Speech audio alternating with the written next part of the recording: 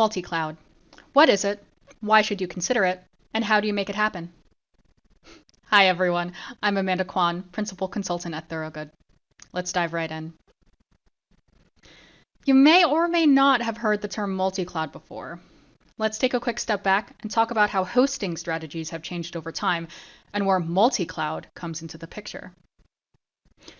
Way back when, companies hosted all their systems, their transactional systems, IT applications, etc., on premises. Think of the server room closet on your office floor with the hardware running all of these systems.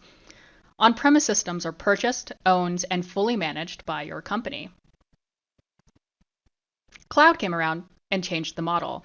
It asked, why should your organization worry about the initial upfront cost for purchasing this hardware and the software, the ongoing maintenance of the software and software upgrades over time, even having that server room closet? Cloud says, let us host and maintain some of those aspects for you. Now, there is a spectrum of cloud hosting to consider, and we won't go into that here, but the gist of cloud is allowing a service or software provider, someone like AWS, Microsoft Azure, Salesforce, etc., to manage on your behalf. Hybrid cloud makes it clear that it's not an all or nothing game. If your organization suddenly says, we're moving to the cloud, firstly, you won't move to the cloud from 0 to 100 overnight.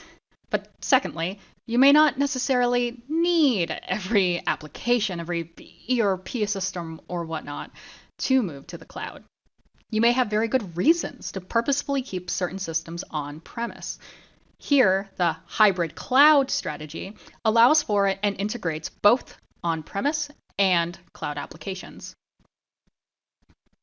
And now we're talking about multi-cloud, or purposefully leveraging multiple cloud service providers in your architecture strategy. You may hear just multi-cloud, or maybe hybrid multi-cloud. Just be aware that these are sometimes used interchangeably. Hybrid used here specifically incorporates the continued use of on-premises applications, but in either case, both incorporate multiple cloud service providers. A recent Gartner article stated that by 2021, over 75% of mid-size and large organizations will have adopted a multi-cloud and/or hybrid IT strategy. Why? Why are multi-cloud strategies becoming more prevalent and arguably the way of the future? Its benefits are driven from this lack of vendor lock-in. You can scale up quickly across instances, choose a best machine learning tool across providers, retain a vendor switching threat for competitive pricing, allow for disaster recovery across platforms, and reduce risk overall. It's the defined system strategy based off of the don't put all your eggs in one basket mantra. These benefits are fantastic and are all reasons we've seen our customers take this approach.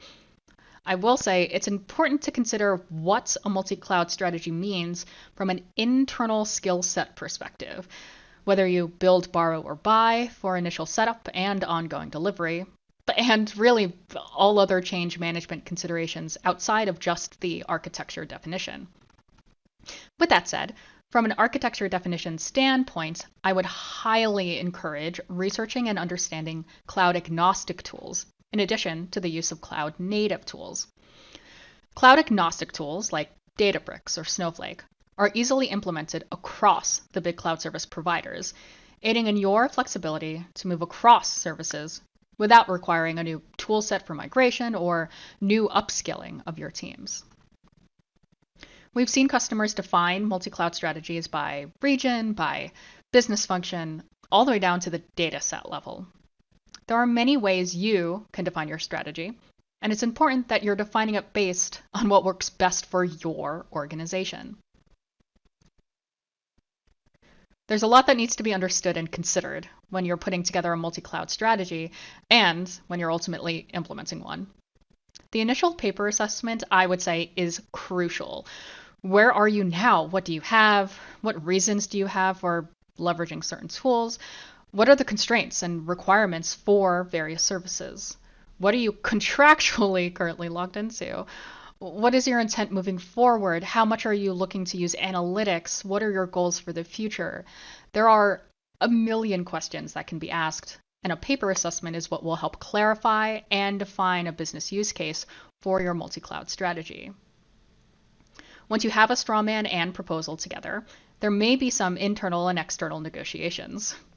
In parallel, you can start POCing different use cases for migrations to tangibly see how transitions may unfold, leveraging these smaller scale learnings for more efficient, larger scale implementations.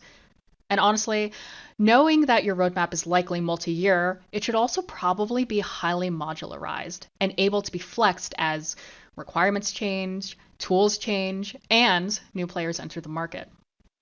It is important to have strong research, findings, and arguments for an initial plan, else you're going in blind. But you need to remain agile as the landscape is quick to change over time. MultiCloud, this is the way. Shoot me an email or connect with me on LinkedIn if you have any other questions.